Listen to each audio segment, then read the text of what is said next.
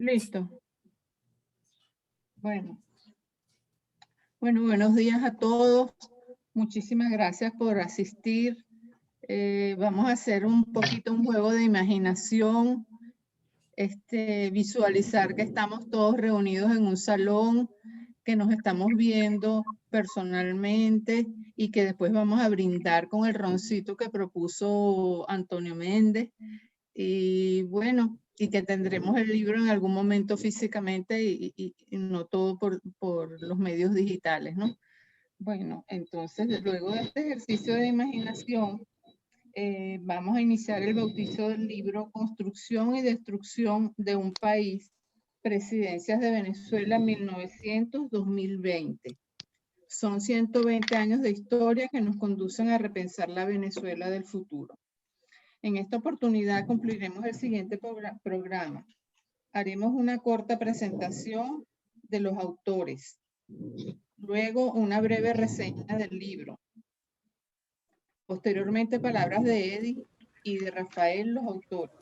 Y para finalizar, el acto del bautizo de Construcción y Destrucción de un País, Presidencia de Venezuela 1900-2020.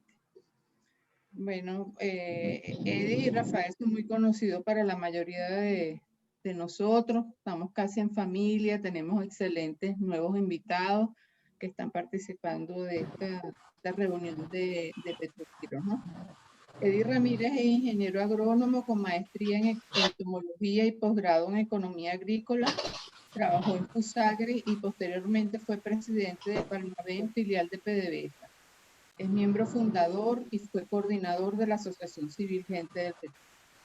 Por su parte, Rafael Gallego es ingeniero de petróleo graduado en la Universidad Central de Venezuela en 1979 y realizó estudios de posgrado en finanzas en la misma universidad.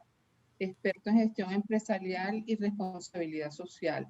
Consultor y facilitador con experiencia didáctica en más de 250 talleres de productividad, calidad, reingeniería, modelos de gestión gerencial, gerencia del talento humano, responsabilidad social e inversión social en empresas.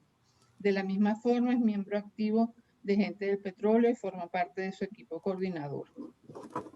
Bueno, ahora le cedo la palabra a Eduardo Orozco, quien les comentará el libro Construcción y Destrucción de un País, Presidencia de Venezuela 1900-2020. Eduardo es colega periodista, diseñador y artista plástico. Tuvo la responsabilidad de concebir la portada del libro y diagramó su contenido. Adelante, Eduardo. Bueno, muchas gracias. Gracias por esta oportunidad, gracias Beatriz. Y en primer lugar quiero no solamente agradecer esta oportunidad, sino además felicitarlos y sentirme realmente integrante de esta gran familia que constituyen ustedes. Ya he visto pues por la alegría que todos tienen de encontrarse, aunque sea por estos medios virtuales, pero que vienen a consolidar pues esa gran amistad de muchos años, supongo, de haber compartido tantas luchas y hoy pues dispersos en el mundo seguimos presentes y seguimos dándonos la mano.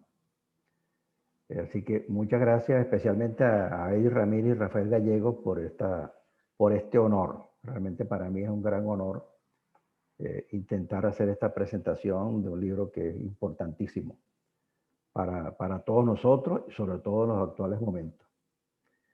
Construcción y destrucción de un país es como una visita guiada a través de un mapa sobre terrenos accidentados cuyas líneas se desdibujan en medio de diversas circunstancias de trechos transitables y rutas tortuosas que intenta rescatar la idea de un país posible, de nuestro país. Quizás la única lección que nos enseña la historia es que los seres humanos no aprendemos nada de las lecciones de historia. Eso lo afirmó en algún momento el conocido escritor inglés Aldous Huxley, autor de Un Mundo Feliz. Sin embargo, creo que esta frase no ha impedido que una y otra vez el hombre intente escudriñar entre las rendijas del tiempo y del olvido para descubrir los trazos ocultos del verdadero camino para no volver a perder el rumbo. Este libro es, entre otras cosas, un oportuno mapa histórico de Venezuela en momentos de disolución y extravío. Una obra que condensa momentos importantísimos de los últimos 120 años, como señalaba Beatriz, de nuestra evolución como país a través de sus presidentes. Desde Cipriano Castro, Juan Vicente Gómez, hasta Hugo Chávez y Nicolás Maduro. Figúrense ustedes qué pareja, ¿no? Traten a mi compadre como si fuera yo, ordenó Castro el 24 de noviembre de 1908, cuando se montaba en el vapor Guadalupe para operarse y no volver jamás. Esto es un entrecomillado de una de las frases del libro que señala un momento importantísimo de este recorrido. Mucho tiempo después, dijo alguien, si algo me impide regresar, aquí les dejo a Nicolás Maduro. Terrible coincidencia, ¿no? Dos autoritarismos que han marcado para siempre la historia de la lucha permanente de los venezolanos por libertad y justicia. Entre comillas, leo. En 1899, un grupo de apenas 70 hombres invadieron a Venezuela por el Táchira y lograron derrocar al presidente. 61 años después, un general intentó lo mismo y a pesar de que le entregaron el cuartel Bolívar de San Cristóbal con todo su armamento y tropa, tuvo que rendirse en pocas horas. Curiosamente, ambos movimientos fueron liderados por dos generales de apellido Castro, primero Cipriano Castro y luego Jesús María Castro León.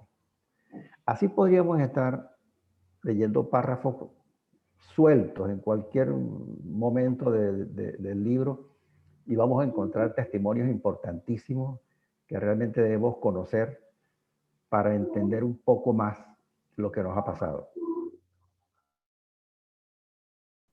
En el periodo reseñado, 3 presidentes llegaron al poder por las armas: Castro, Gómez y Pérez Jiménez. 2 fueron designados a dedo: López Contreras y Medina. 10 fueron electos por voto universal. Hubo 3 transiciones y 5 dictadores. 2 de ellos, Chávez en el segundo periodo y Maduro por trampa institucional. Otra de las afirmaciones importantes del libro que nos ubican en ese contexto de más de un siglo de esta historia nuestra. Por supuesto, el petróleo es un gran protagonista de la historia y del libro, naturalmente, que no puede ser olvidado. Es protagonista del auge económico del país desde 1914 con el Pozo Sumaque y luego en 1922 con los Barrosos, que convirtieron a Venezuela en el primer exportador de petróleo del mundo. Es un detalle importantísimo, sobre todo en medio de este grupo de personas expertas en el tema, conocedores, por supuesto, tanto de la historia como de la evolución de nuestra riqueza petrolera y su declinación, lamentablemente. Uno lee, por ejemplo, párrafos como este. Usted, señor Betancourt, es la persona que creemos debe encargarse del gobierno.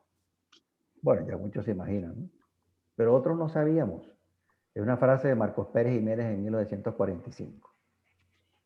Y así vamos viendo detalles importantes de este largo recorrido que está magistralmente expresado en este importante libro. ¿Por qué Rómulo Betancourt se empeñó en que Gallego fuera presidente? Una pregunta que mucha gente se ha hecho y le han preguntado a los sobrevivientes. Bueno, hay respuestas para eso. ¿Cómo es que Larrazábal pasa en 1958 del círculo militar al Palacio de Miraflores? ¿Es en realidad el pacto de Punto Fijo una referencia de acuerdo de unidad y gobernabilidad? Son temas desarrollados en el libro. No les he hecho el cuento completo, pero tiene gracia, ¿no? Ese primer periodo, el periodo de Punto Fijo, fue fundamental para consolidar el proyecto democrático. Golpes y guerrillas amenazaban detener la marcha. De junio del 61 a junio del 62 se produjeron 3 intentos de golpes militares: el Barcelonazo, el Carupanazo y el Porteñazo.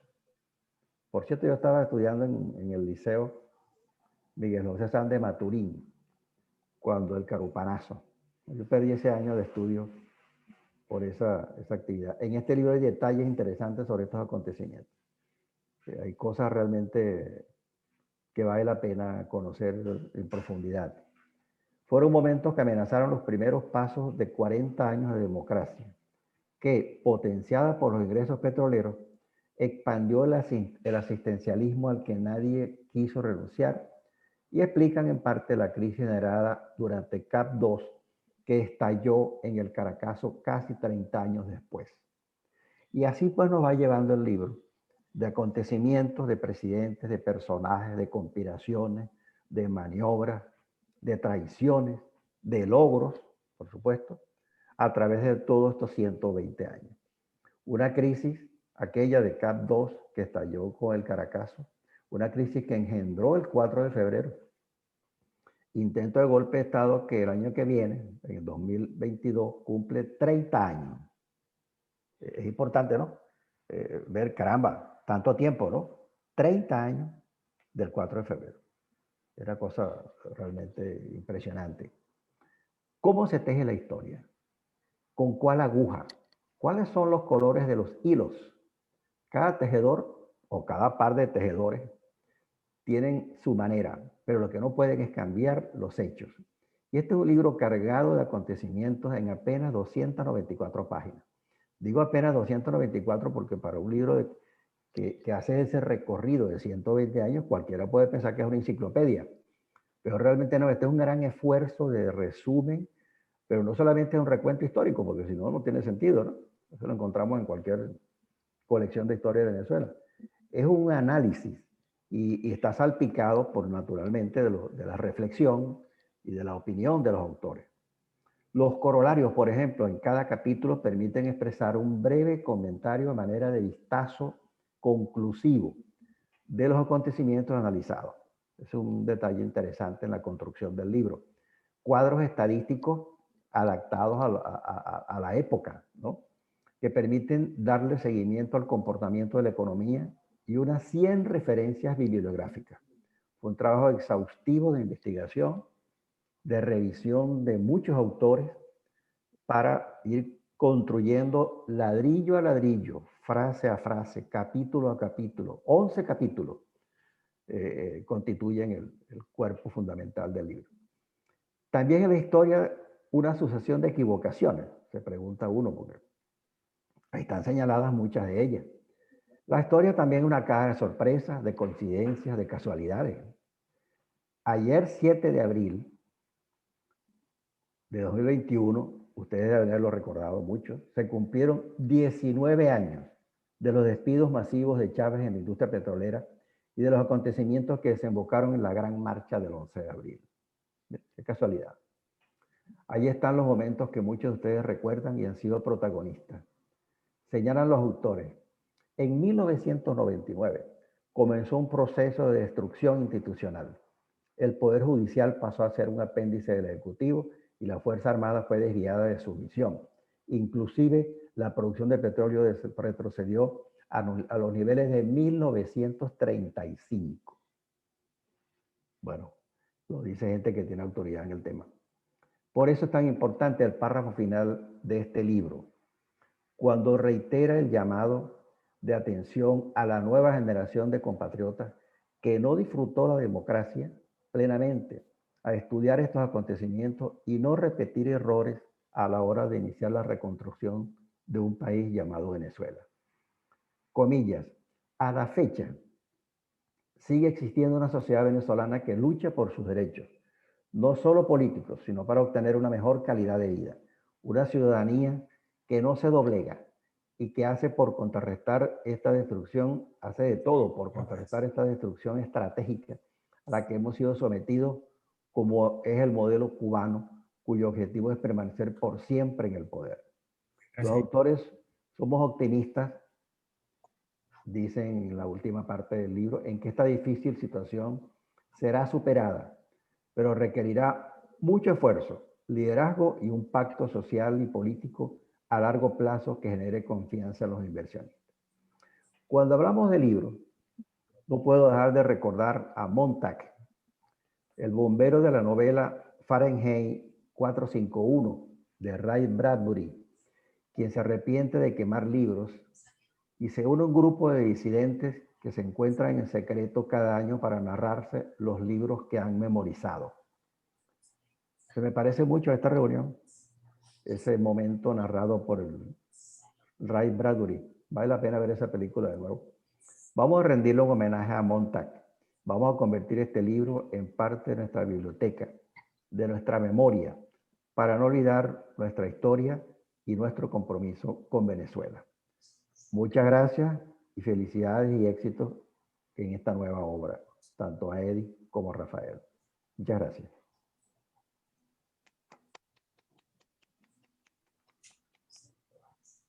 Muy bien, Eduardo, gracias. Bueno, ahora tiene la palabra uno de los autores, Eddie Ramírez. Adelante, Eddie, abre el micrófono.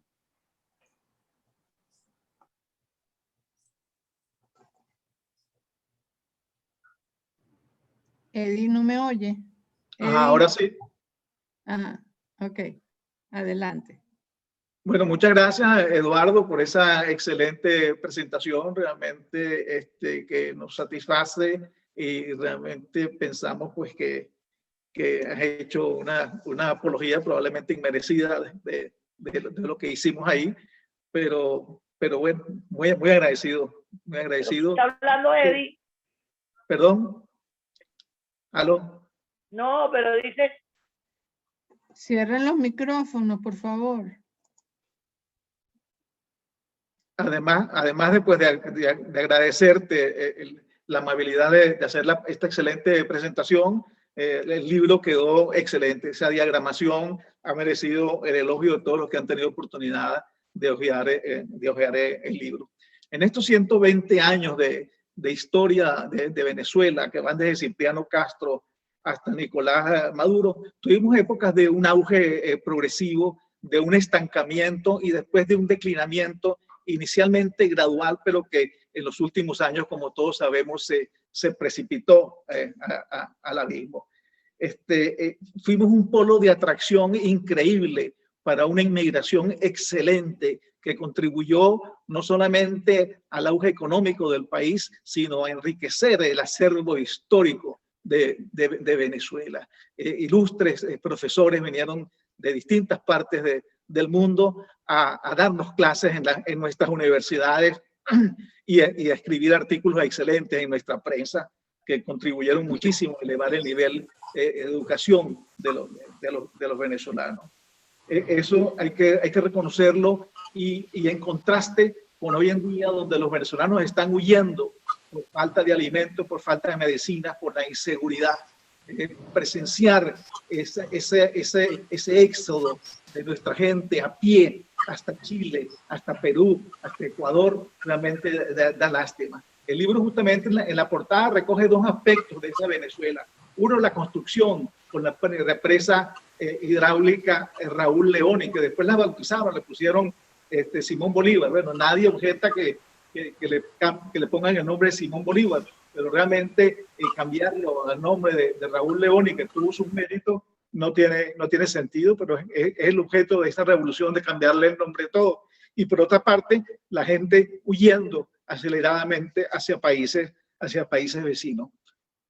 Hemos tenido buenos gobiernos y malos gobiernos, pero hay cosas que no hemos podido eliminar. No hemos podido eliminar la pobreza, la desigualdad, la corrupción, y Venezuela siempre o casi siempre ha estado endeudado a través de su historia.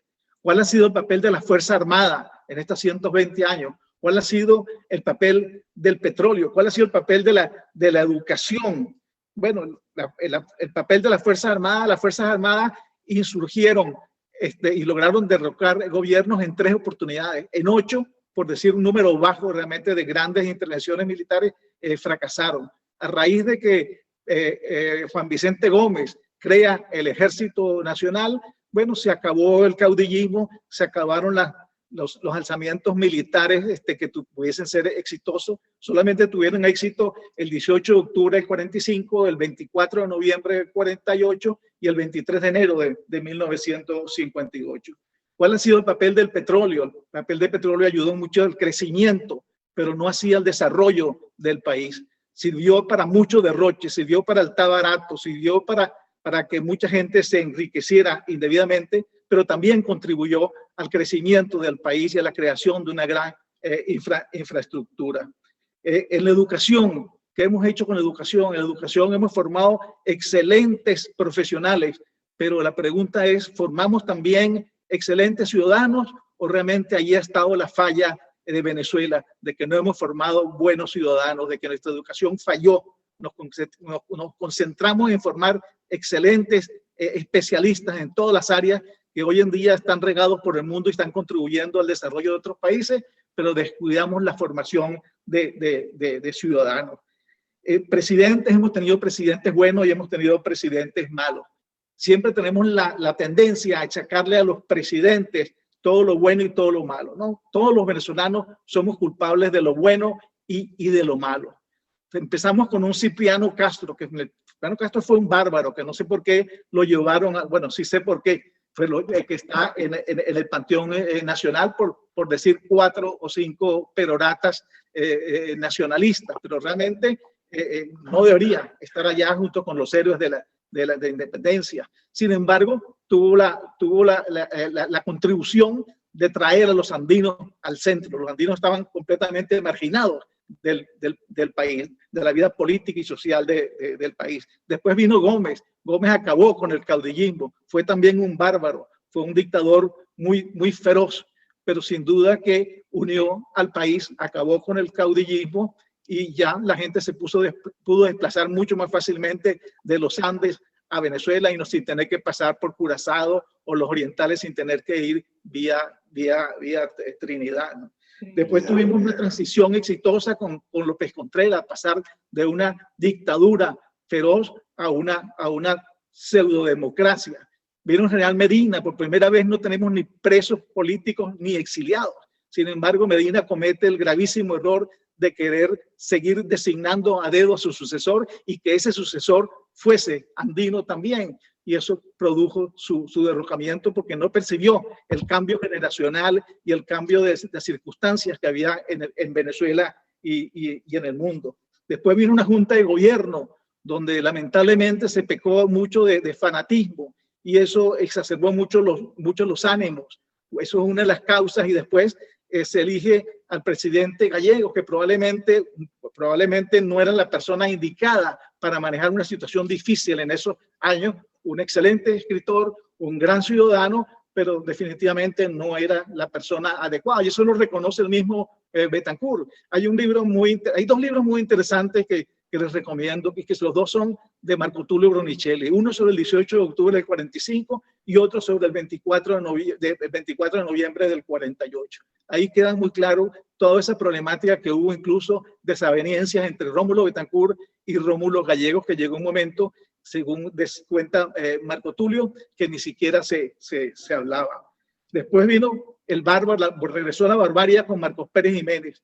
Primero una dicta blanda con Delgado Chalbó y después la dictadura férrea con Marcos Pérez Jiménez, que termina siendo derrocado cuando los 3 comandantes de fuerza deciden quitarle el apoyo. Vino Wolfgang Larrazábal, que duró poco tiempo, cometió el error de querer lanzarse como candidato presidencial. Menos mal que no tuvo éxito, porque realmente Wolfgang coqueteaba demasiado con esa izquierda revoltosa que estaba tomando cuerpo en el país. Vino Rómulo Betancourt, que fue un demócrata acosado por todos lados, tanto por militares como por la guerrilla castrocomunista. Y aquí incluso tengo que hacer un mea culpa personal. Yo mismo participé en un intento de derrocarlo con los militares, de derrocar a Rómulo Betancourt. Hoy reconozco que eso fue un gravísimo error que no debió suceder porque el país estaba evolucionando. Y sin duda fue un dique, fue una contención a la extrema izquierda que llegó al poder muchos años después. Después vino Raúl Leone, al cual se acusa de muchas violaciones a los derechos humanos que ocurrieron en su periodo, pero hay que entender que en ese momento había una insurrección terrorista en manos de la guerrilla castrocomunista y se sucedieron hechos que desde luego no se justifican, pero que se explican. Sin embargo, cada uno tiene que asumir pues su responsabilidad. Sin embargo, el presidente Leone, algo que mucha gente olvida, inició los indultos a la gente que se había alzado, tanto a militares como a guerrilleros. La gente muchas veces dice, no, la pacificación vino con Caldera. Caldera legalizó los partidos políticos, pero el presidente Leone indultó a toda la gente que había participado en el Carupanazo, en el Porteñazo, en la escuela militar, los guerrilleros, les cambió el exilio por la cárcel por exilio, a petición desde luego de los interesados. Después vino Carlos Andrés Pérez y vino el presidente Caldera que terminó la pacificación.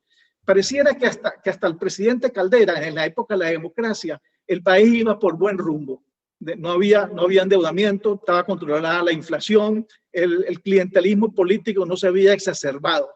Después viene Carlos Andrés Pérez, que tuvo muchas virtudes y también muchos defectos. Uno fue realmente indigestarse con esa cantidad de dinero que entró como consecuencia del alza de los precios del petróleo. Fue la Venezuela Saudita, el está barato, dame dos, el populismo.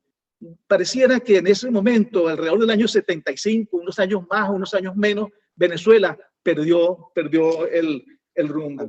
Fueron dos periodos un poco de estancamiento, Luis Herrera Campins y Jaime Lucinchi, donde el país parece que había llegado a su punto máximo y empezaba gradualmente a declinar.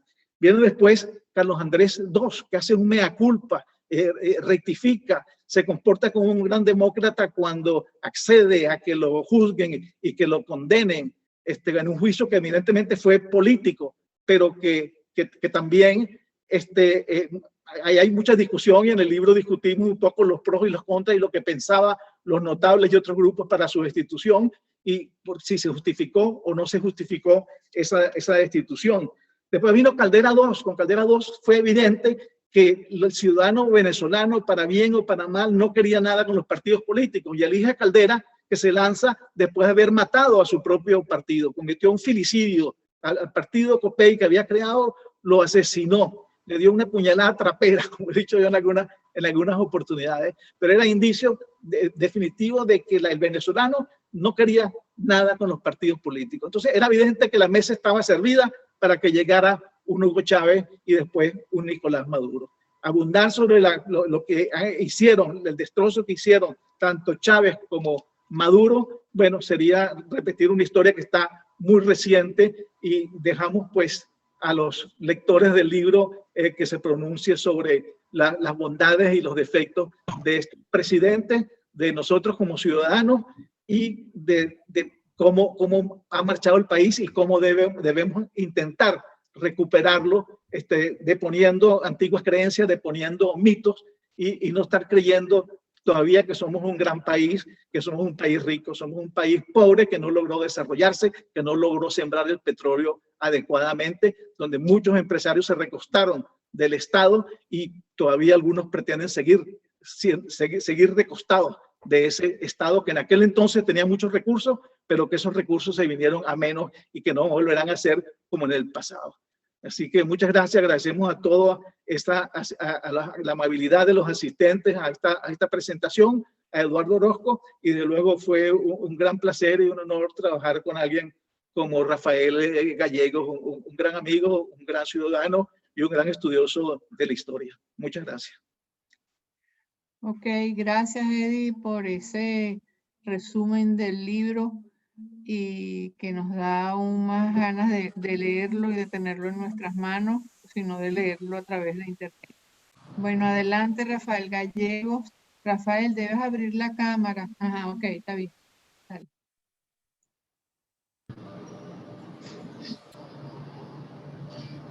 Abre el micrófono.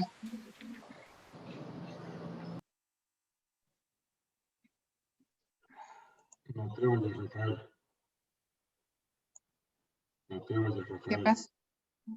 ¿Ah? No se oye, Rafael. No tiene sonido. No, es que yo creo que se cayó la imagen. Ya. No, él está ahí.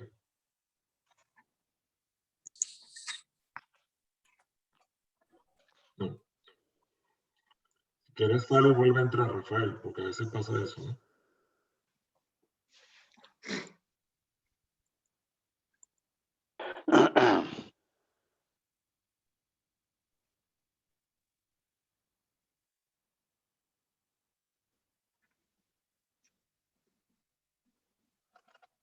Yo creo que se salió, Lino, yo no lo No, ahí veo. está, ahí está, ahí está. Ahí está. Está buscando pegarse con los audífonos, pero Ahí está. Ok. no. No se oye para nada, Rafael. Rafael ayer tuvo problemas con el programa donde iba a ser entrevistado. No se pudo comunicar por temas de micrófono. Rafael, yo creo que mejor te sales y vuelves a entrar. O lo intenta Yo con su lo, teléfono. ahora Exprésalo sí por lo el chat, veo, porque ¿no? a lo mejor no está oyendo. ¿O sí? O si oye, no te escucha. Es mejor que salgas y vuelves a entrar, Rafael. Ya se va a salir. Sí, es lo mejor. Ojalá haya oído. Ok. Sí, escucho. Ya dice que se está conectando al audio. Sí. Ujú.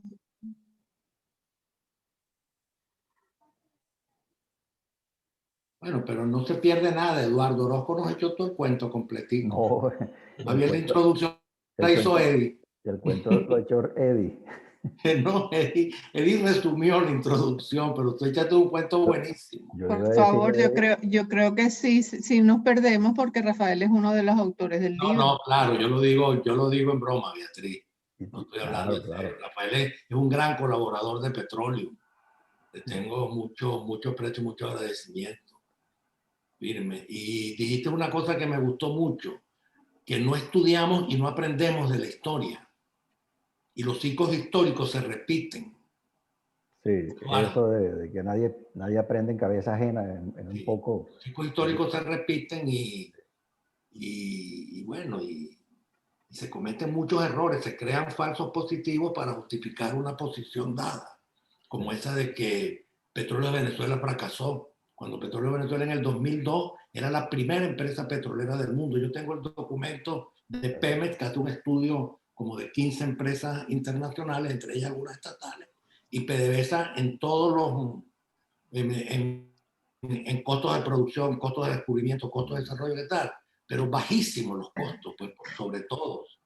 Beatriz, llama a Rafael a ver si tiene problemas para pegarse otra vez, Beatriz. Dime. Y una cosa es que haya fracasado el gobierno.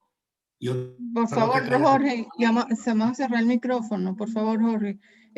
¿Pudo Rafael conectarse? No, escríbele, pues yo no tengo el celular del padre. No lo veo. No está todavía.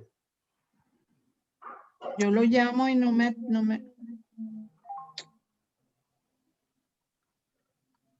Para que se le cayó el internet ya y por eso que no puede. Pareciera. Qué triste. Qué triste. Bueno, ese ya se ya. conecta. Lo importante es que ustedes hagan los comentarios y bueno, así se aprovecha.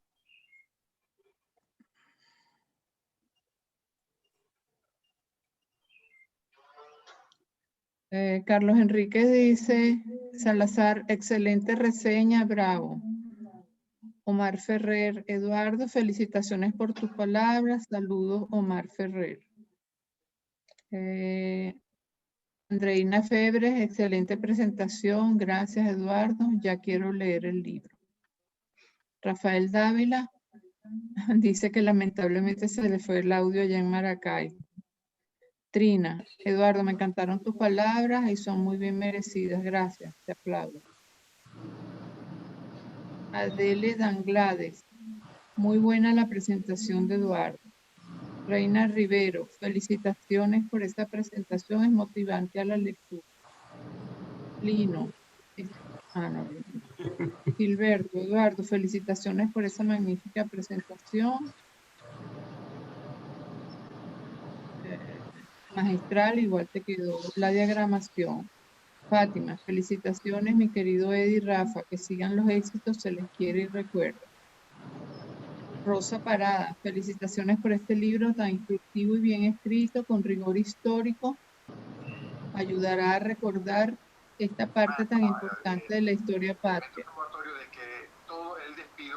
Que sea un éxito. Que sea un éxito para que mucha gente lo pueda leer. Felicitaciones por este generoso esfuerzo. Rafael Dávila, felicitaciones al colega Eddie por su perseverante labor en pro de nuestro país. Fanny Guedes, qué orgullo contar con Eddie y Rafael, venezolanos de primera, quienes nos brindan la oportunidad de un viaje histórico resumido de manera magistral gracias a sus investigaciones. Felicitaciones y mucho éxito por este legado.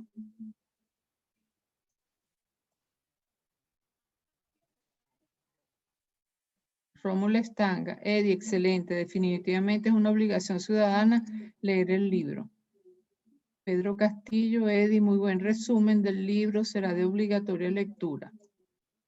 Trina Sabarce, aplaudo a mis queridos Eddie y Rafael. Eddie y Rafael, por ese maravilloso libro que conservaré para transmitirlo a mis nietas. Gracias. Está Rafael, ya va, está Rafael ya. Ahí está Rafael. ¿Se oye? ¿Se oye? Sí, sí, ya te Ok. oímos, Rafael. Sí, te escuchamos. Bingo, pues gracias a Dios. Bueno, vamos entonces a comenzar con un poquitico de retraso, pero la verdad es que la tecnología me tiene loco. Yo no sé si soy yo o si es Venezuela, pero ahí vamos. Debo ser yo, una mezcla. Bueno, yo quisiera comenzar agradeciendo la gentileza de ustedes, pues hasta la paciencia ahora por a este selecto público que tenemos aquí de amigos y de pues, fundamentalmente de amigos que quieren compartir lo que para él y para mí realmente es una hazaña, pues, porque es casi 1 año, 2 años trabajando para lograr un producto que pueda de verdad ser útil a la comunidad. También quiero agradecer a Beatriz García. Bueno, muchísimas gracias nuestra querida coordinadora de Gente del Petróleo, no solamente por moderar, sino por organizar el evento, también las gentiles palabras y certeras palabras de Eduardo y Eduardo Orozco. Y en cuanto a Eddie Ramírez, bueno, quisiera comenzar por el final. Muchísimas gracias, Eddie. Es una persona muy conocida, muy estudiosa, muy conocedora de la historia, muy metódica y realmente ha sido fundamental para poder llevar adelante este libro. Y de verdad, Eddie, muchísimas gracias por la oportunidad de compartir. Ahora viene un poco por qué escribimos este libro. Este libro es, como decía Eduardo Orozco, no es porque simplemente queremos hacer un recuento histórico. Para eso están los manuales o para eso hay gente que sabe hacer esa cuestión.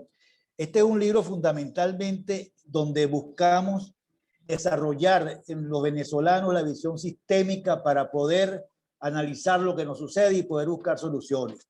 Y decimos visión sistémica porque la historia nos da una parte de ese sistema, una parte muy importante, porque nos dice de dónde venimos.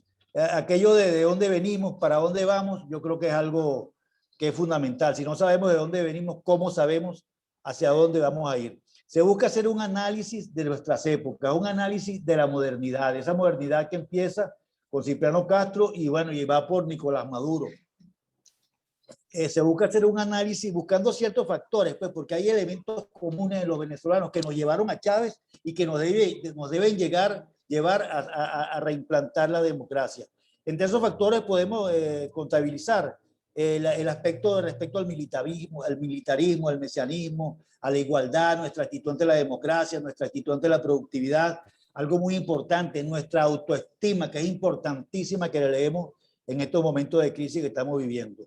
Lo que buscamos es extraer lecciones, analizar, hacer una nueva síntesis que nos permita a los venezolanos, que sirva de insumo a los venezolanos para escribir el libro del futuro, que el libro del futuro nuestro en este momento es la reimplantación de la democracia. ¿Por qué el libro comienza con Castro y por Gómez? Bueno, simplemente es un análisis de la modernidad. Castro y Gómez tienen 2 factores comunes, pues. Uno, que con ellos entramos al siglo XX teóricamente.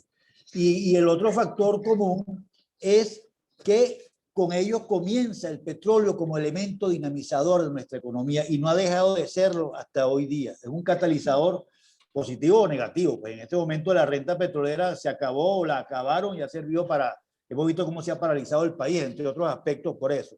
Entonces Castro y Gómez tienen en su haber, y había que analizarlo un poco, como dijo Eddie un poco, acabaron con el caudillismo. La revolución libertadora significó el resultado y acabaron con el caudillismo que prácticamente tenía...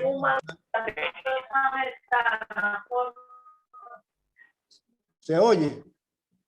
Sí, es que hay un micrófono abierto. Cierren los micrófonos. Dale, dale.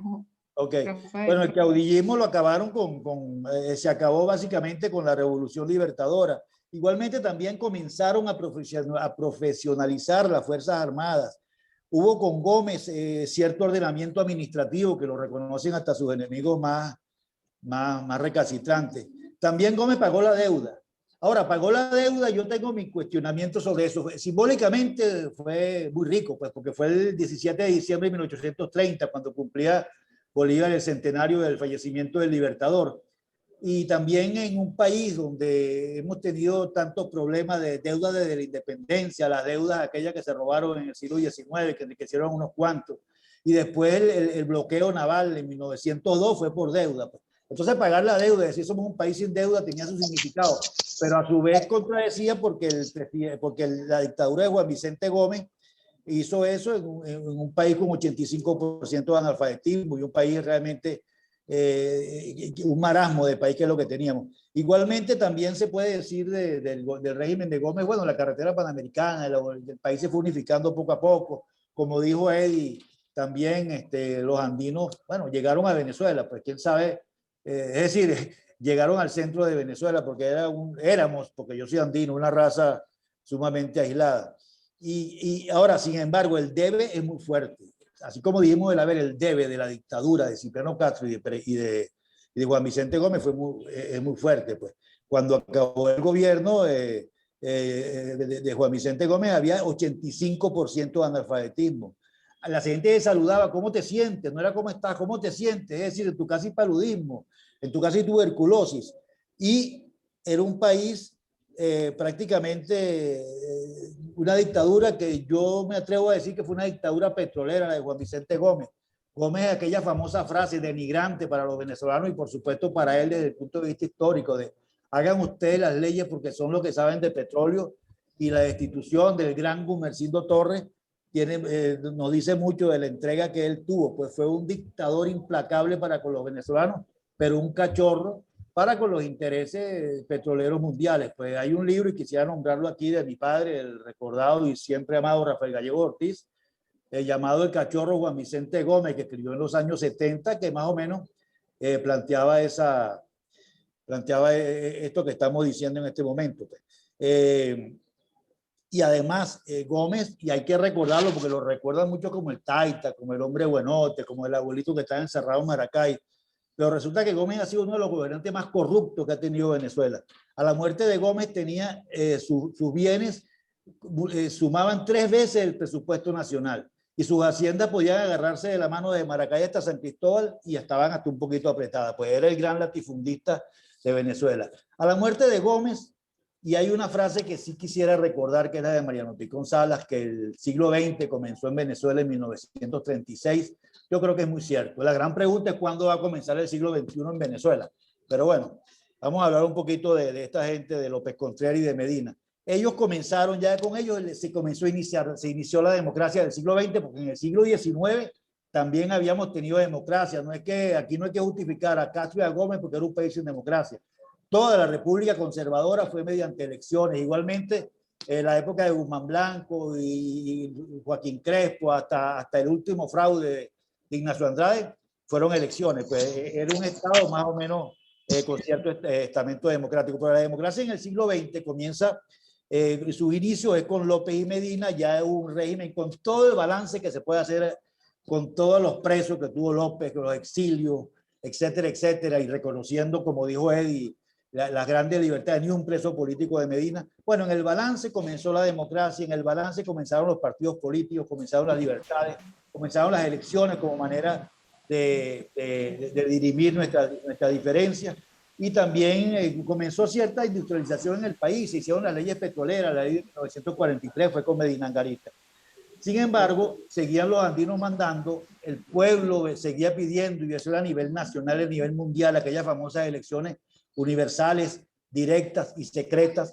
Medina Angarita entendió un poco y buscaron a Diógenes Escalante, que fue un candidato de consenso para todos, para entonces trascender hacia la democracia plena con ese gobierno, pero lamentablemente al doctor Diógenes Escalante, un accidente cardiovascular, no le permitió continuar en continuar como candidato, y entonces emergieron esas fuerzas que son inevitables en la historia, las fuerzas civiles nuevas y las fuerzas militares nuevas. Las fuerzas civiles eran los muchachos universitarios, otras mentalidades, ya adultos, que venían encabezados por Rómulo Betancourt, por Raúl León y por Miguel Otero Silva, por Rafael Caldera, que vino un poco después, por el gran, que hay que decirlo, Joito Villalba, por Gustavo Machado, por científicos, y por los militares también venía Pérez Jiménez, con todos los defectos que le podamos encontrar. Era un militar de escuela y fue un destacado alumno en Chorrillos, en la academia en el Perú. Delgado Chaló era un ingeniero graduado en Francia que se había asimilado. Está entre otros también, y quisiera nombrarlo aquí con mucho cariño, el padre de Edith Ramírez, Edito Ramírez, que fue también uno de los militares fundamentales en esa época para acabar con los residuos del gomecismo. Entonces, como no se pudo dar lo de la transición pacífica con Diógenes Escalante, irrumpieron el 18 de octubre y el 24 de noviembre. No quisiera analizar esa fecha, porque primero por el tiempo y segundo porque para que lean el libro, como dijo ahí, pero fundamentalmente porque en esa época fue la nueva generación que llegó al poder, la generación del 28 y la generación militar. Esta gente, bueno, comenzó con tal vez buenos gobiernos y muy sectarios de Betancourt y de León, y después la dictadura de Pérez Jiménez, la dictadura blanda de Gao Chaló, que dicen que quería hacer elecciones para devolver el poder, y que por eso fue el accidente, entre comillas, que dicen que tuvo, que realmente fue que lo asesinaron. Entonces, esta época ya de Pérez Jiménez, en esa época de Betancourt, Pérez Jiménez, de los años 45 hasta el año 58, la cuestión petrolera siguió emergiendo. Pues ya Venezuela, con la ley de 1943, se había puesto los pantalones largos en su relación con las transnacionales, y luego vino el 50-50 de Pérez Alfonso, que era mitad y mitad, vamos con mitad y mitad con los beneficios. Después el presidente encargado, después de Larrazábal, Sanabria, hizo el 60%. Entonces ya Venezuela iba creciendo, iba disfrutando de sus ingresos. Había un crecimiento en Venezuela que en el balance durante 50 años, desde los años finales de los años 30 hasta finales de Venezuela, y esto no hay que olvidarlo para los que digan que no se hizo nada con el petróleo, en esos 50 años Venezuela tuvo el crecimiento del Producto Interno Bruto más alto del mundo. Entonces, y luego vino la democracia, que fue como la consecuencia, lo que llaman la República Civil. Yo me niego a decirle Cuarta República, primero porque es una imprecisión histórica, y segundo porque tal vez es la única República Civil que en realidad hemos tenido. Esa República Civil que comenzó con perdón la palabra, con el glorioso 23 de enero, y aquí quisiera hacer un homenaje a Wolfgang Larrazábal, para los que hablan mal de los militares. Si hay militares golpistas, si hay militares autoritarios, si hay militares en nuestra historia, pero también hay militares civilistas, y muchos civiles quisieran tener el talante ciudadano que tuvo Wolfgang Larrazábal, que tomó el poder y no lo entregó, a pesar de que él me lo contó a mí, que le pedían los militares que diera un golpe, y él decía, bueno, ustedes me trajeron a mí para que implantara la democracia, y ahora quieren que dé un golpe. Un hombre que hay que rendirle tributo como uno de los padres de la democracia. Ahí comenzó, luego vinieron estos nombres que son conocidos para nosotros, de Betancourt, León y Caldera, Carlos Andrés Pérez, Lucinchi, Luis Herrera, hasta Ramón J. Velázquez. Bueno, hubo primero una etapa con los inicios de la democracia que fue muy floreciente, pues, libertades, elecciones, partidos políticos, elecciones directas, universales y secretas. En infraestructura, ¿no? A veces la gente dice que Pérez Jiménez fue el que hizo Venezuela. Mentira, sí hizo algunas cositas, pero la verdadera Venezuela, yo recuerdo, porque yo era un niño cuando Betancourt, como uno pensaba que Maracay y Valencia eran unas aldeas, y después cuando uno era joven veía esas ciudades, Maracay, Valencia, Barquisimeto, Maracaibo, Mérida, San Cristóbal, por el lado oriente, Puerto La Cruz, Maturín, voy a nombrar algo porque está mi esposa aquí al lado, que es de Anaco. Todas esas ciudades que iban creciendo. Entonces se ve que hubo el crecimiento, y el sureste de Caracas, no nos olvidemos que Caracas en los 60 se expandió hacia el este y después al sureste, y el sureste es una gran construcción de la democracia. Igualmente no se puede olvidar en infraestructura, nada más y nada menos que la represa del Guri, el puente sobre el lago, el puente sobre el río Orinoco. Fue una época de bastante crecimiento, donde crecieron los ingresos reales de los venezolanos, con muy poca inflación, y con gente muy capaz al frente. Sin embargo, luego vino la decadencia, que yo no sé si es casual o si es consecuencia de ello. Cuando crecieron bárbaramente los ingresos petroleros, comenzó la decadencia, que fue el primer gobierno de Carlos Andrés Pérez. En el Carlos Andrés Pérez, su primer presupuesto fue 3 veces superior al último presupuesto de Caldera. Ahí tienen ustedes una idea de lo que venía. Hizo grandes obras, Hay que quitarle el sombrero con el proyecto Gran Mariscal de Ayacucho, lo que hicieron con Guayana, el crecimiento finalizó el Guri, también la nacionalización del petróleo, que tiene muchos enemigos, pero este no es el tema, pero yo la defiendo donde sea porque tuvo gran logro, como decimos los petroleros, de una empresa que tuvo Sacatubo en 25 años y con venezolanos construimos un emporio energético. Todo eso se dio en ese periodo. Sin embargo, también hay que reconocer que se duplicó la burocracia, se exacerbó el estatismo y una medida que el mismo Carlos Andrés Pérez reconoce en el libro aquel que le hizo Justi, extraordinario, no recuerdo el nombre ahorita, que él dice que nadie se atrevió a devaluar la moneda. Y esa moneda dura nos hacía, por antonomasia, un país de importadores. Igualmente, con tanto dinero se comenzaron a aflorar los resortes morales, comenzó el clientelismo, porque Chávez no surgió por generación espontánea. Chávez surgió por una decadencia de la democracia que no supimos afrontar, como dijo Luis Herrera Campín. Hay que perfeccionar la democracia.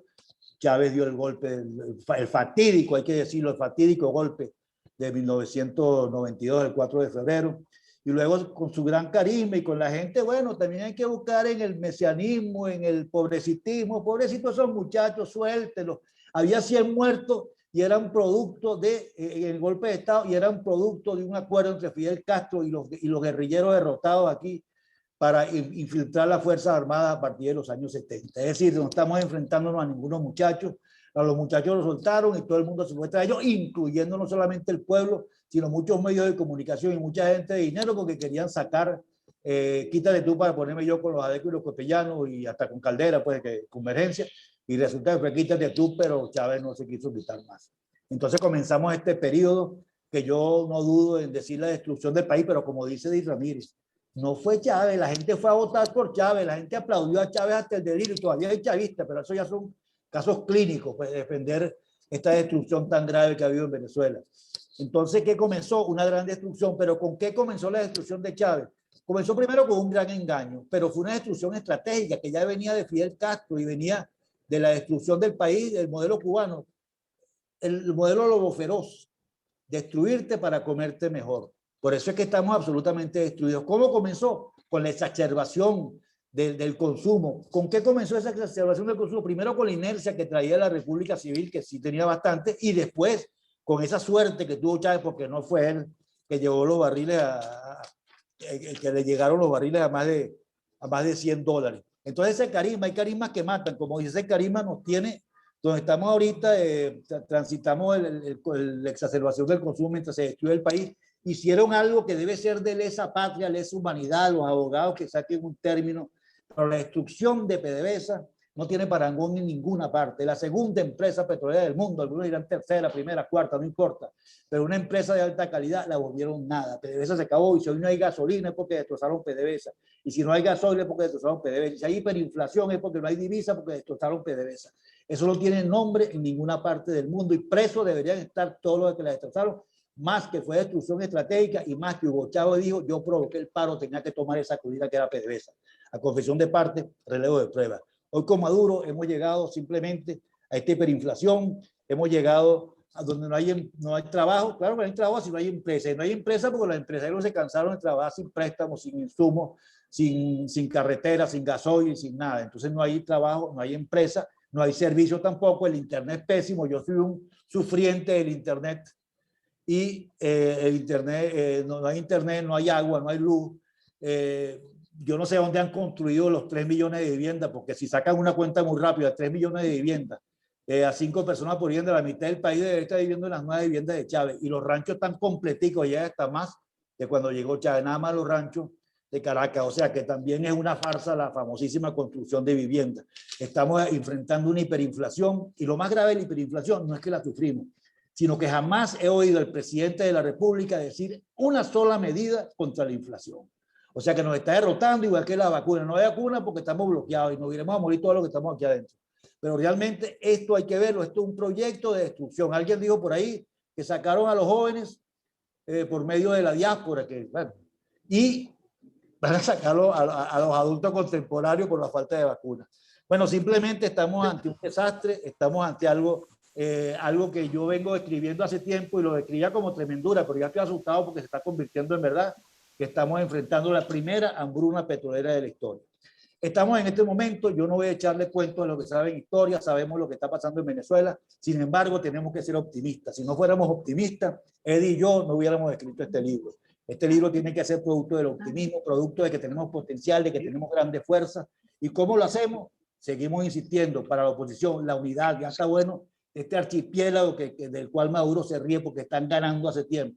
Hace falta la unidad, hace falta estrategia hace falta estrategia para saber cómo hacemos para movilizar a la gente y para en realidad tomar el poder, bueno, de manera democrática, pero nosotros somos demócratas, pero a su vez también hace falta proyectos de país. Yo estoy consciente de que si hay proyectos, hay mucha gente que ha trabajado, los petroleros hemos trabajado en el plan táctico de emergencia, que es una manera de iniciar la transformación de la PDVSA destruida en una industria petrolera que sea capaz digna de lo que merece Venezuela, digna de sus reservas y que pueda contribuir con el desarrollo del país. Igualmente, yo sé que en el área agrícola, en el área industrial, en el área educativa, toda la gente está trabajando en muchos proyectos.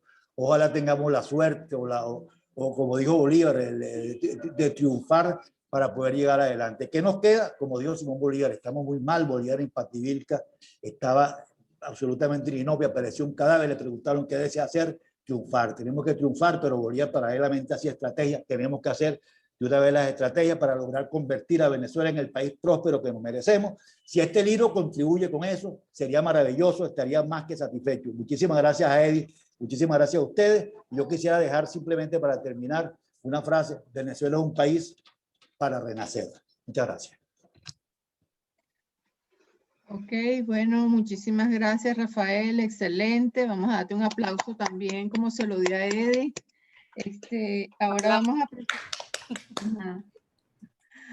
vamos a proceder al bautizo del libro.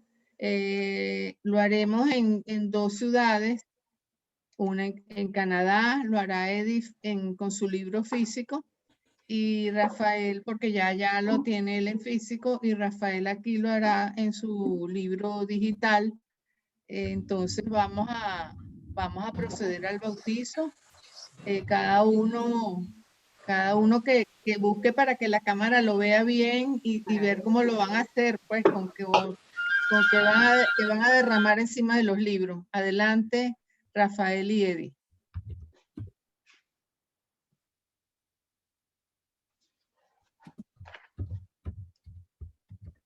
Micrófono de Rafael. Micrófono de Rafael. Rafael, micrófono. Ya, ok. Perdón, Eddie va a derramar champaña de flores. Estamos aquí todos. Ok, pero no, ¿dónde está Eddie? Aquí estoy. Ahí está Eddie. Y Eddie, Anabel. Bienvenida, Anabel. Hola a todos, Hola. queridas amigas todos. Bueno, nosotros vamos a bautizar el libro aquí con pétalos de flores rojos. Primero por el amor a Venezuela y luego por la sangre derramada de los venezolanos, tanto en estas dictaduras como en las pasadas. Un simbolismo de lo que ha ocurrido. Adelante. Muchas gracias a todos. Gracias. Felicitaciones. Aplauso. Excelente, excelente. Sí, ya. Bueno, amigos, ya cumplimos con la parte del programa. Quiero invitarlos a que compren el libro a través de Amazon. En la invitación que les envié aparece la dirección, cómo pueden adquirirlo. También quiero invitarlos que vamos a hacer un próximo conversatorio sobre su contenido y en donde podrán hacer preguntas, establecer sus inquietudes, sus opiniones, y ya los estaremos invitando para ese conversatorio que promete estar muy bueno. Bueno, no sé si los autores quieran despedirse. Muchísimas gracias a todos, de verdad es muy emocionante y bueno, estamos en contacto y esperemos vernos cuando superemos la pandemia y cuando superemos este gobierno. Amén. Nada, muchas gracias a todos. Beatriz, gracias nuevamente. Eduardo. Muchísimas gracias, Beatriz. Aplausos. Y Gracias, gracias a ustedes por la oportunidad. Gracias, mucho éxito. Un saludo especial a Héctor Riquese, que fue pues, director de Petróleo de Venezuela, gran especialista en recursos humanos, quien gentilmente nos está acompañando. Felicitaciones, Eddie. Felicitaciones, Rafael, por tan excelente obra. Felicitaciones, Beatriz, por este acto. La verdad que más que merecido lo tienen Eddie y Rafael. Muy significativo, muy emocionante. Y bueno, nada, una demostración de lo que es la cultura petrolera forjada de PDVSA, en PDVSA, la PDVSA Azul. Felicitaciones a todos. Gracias, gracias. Gracias, Beatriz. Gracias, Lino. Gracias, Eddie. Gracias. Chao. Me encantó verlo. Gracias. Felicitaciones a los autores y saludos a todos los amigos petroleros y no petroleros. Un abrazo. Gracias. Felicidades, Rafael. Felicidades, Eddie. Gracias. Me encantó verte por aquí.